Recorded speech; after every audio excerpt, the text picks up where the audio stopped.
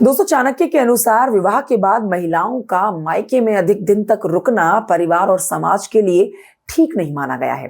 देखिए, इसके पीछे ना कई सांस्कृतिक, सामाजिक और मनोवैज्ञानिक कारण बताए गए हैं। आज मैं आपको बहुत ही महत्वपूर्ण जानकारी दे रही हूँ।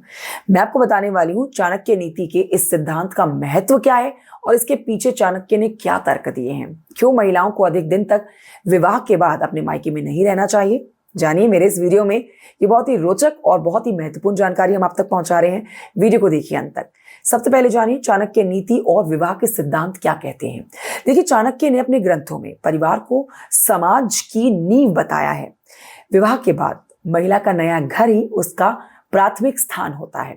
दोस्तों, परिवार को जोड़ने और नए घर में खुशहाली लाने में महत्वपूर्ण भूमिका निभाती है एक महिला।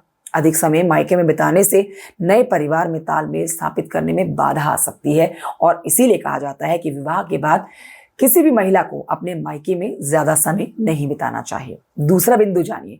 चाणक्य नीति के अनुसार विवाह के बाद महिला को अपने नए घर की परंपराओं, रीति रिवाजों और जिम्मेदारियों को अपनाना चाहिए। मायके में लंबे समय तक अगर आप रहते हैं तो आप ये सब काम नहीं कर पाएंगे, जिससे नए रिश्तों में संतुलन बनाने में आपको कठिनाई आ सकती है। तीसरा बिंदु जानिए। चाणक्य नीति में पति पत्नी के संबंध को परिवार का सबसे मजबूत आधार बताया गया है।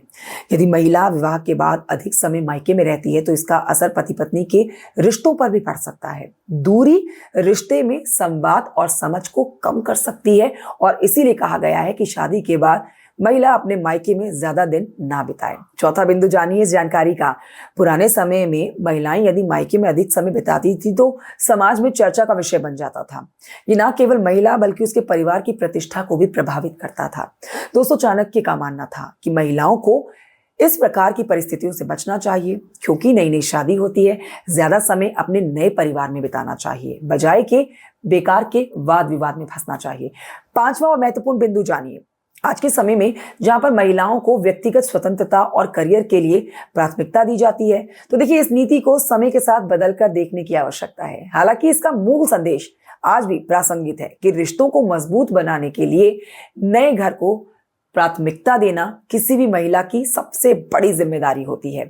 चाणक्य नीति का ये विचार परिवार और समाज में संतुलन बनाए रखने के लिए है। हालांकि आज की बदलती सोच और सामाजिक परिस्थितियों में इसे लचीलेपन के साथ आप अपना सकते हैं। विवाह के बाद महिला के मायके में रुकने के दिन उसकी व्यक्तिगत परिस्थितियों और प्राथमिकताओं पर भी निर्भर करते हैं, तो हम ये किसी पर थोप नहीं रहे हैं, सिर्फ चाणक्य नीति की जानकारी आप तक पहुंचा रहे हैं। आपके घर के रिश्तों में मजबूती आए, शादी के बाद आपके और आपके पति के संबंध बहुत सुंदर बने रहें, इसीलिए आप तक ये जानकारी पहुंचानी बहुत जरूरी थी कि आखिरकार चाणक्य ने क्यों बताया है कि विवाह के बाद किसी भी महिला को मायके में अधिक दिन नहीं रुकना चाहिए। बाकी आपका डिसीजन है कि आप अपने मायके में किस जरूरत के साथ ज्यादा दिन रुक रहे हैं। कमेंट करके जरूर बताइएगा चाणक्य नीति की ये बात आपको कैसी लगी है। आपके मैसेजेस का हमें इंतजार रहेगा। आप वीडियो लाइक कर सकते हैं, चैनल को सब्सक्राइब भी कर सकते हैं। इसी तरह की रोचक जानकारियां हम आप तक पहुंचाएंगे। जय श्री कृष्णा, राधे राधे।